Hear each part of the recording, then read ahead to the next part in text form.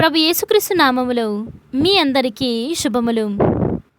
తపస్సు కాలపు 4వ సోమవారము. ఇక ఏడ్పులు గాని సహాయము కొరకు అంగలార్పులు గాని వినిపింపవు.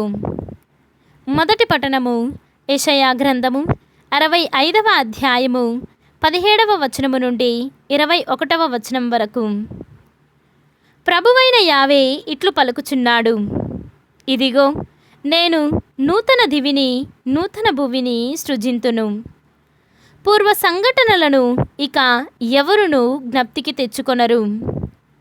నేను సృజింపబోవు వానిని గాంచి మీరు సదా ఆనందింపుడు. నేను కలిగింపబోవు యెరూషలేము సంతసముతో నిండియుండును. ఆ నగర పౌరులు ఆనందముతో అలరారుదురు. నేనును యెరూషలేమును చూచి ఆనందింతును, నా ప్రజలను గాంచి హరింతును.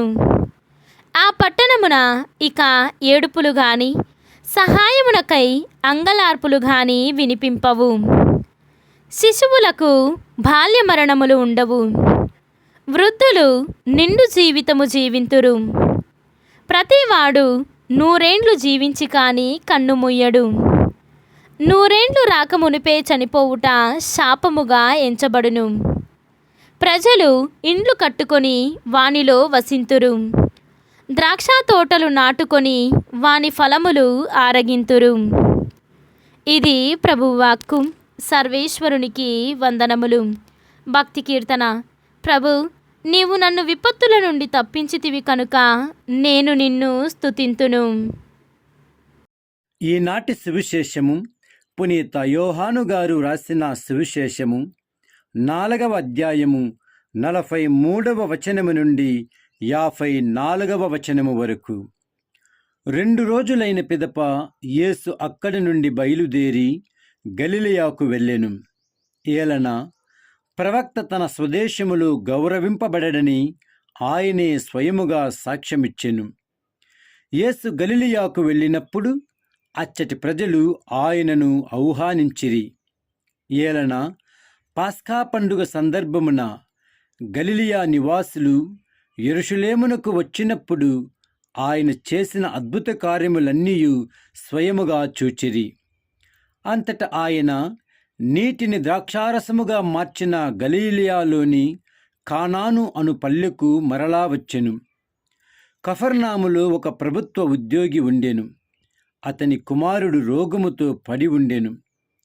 యేసు యూదయ నుండి గలిలయకు తిరిగి వచ్చినని విని ఆ ఉద్యోగి ఆయన యొద్దకు వెళ్ళి ప్రాణ సంకటనములో పడియున్న తన కుమారుని ఆయన వచ్చి స్వస్థపరపవలెనని ప్రార్థించెను. మీరు సూచనలు మహత్కార్యములు చూచిననే తప్ప విశ్వసింపరు అని యేసు పలికెను. ప్రభు, నా కుమారుడు చనిపోకముందే రండు అని ఆ ఉద్యోగి వేడుకొనెను. నీవు వెళ్ళుము, నీ కుమారుడు జీవించును అని యేసు అతనితో చెప్పెను.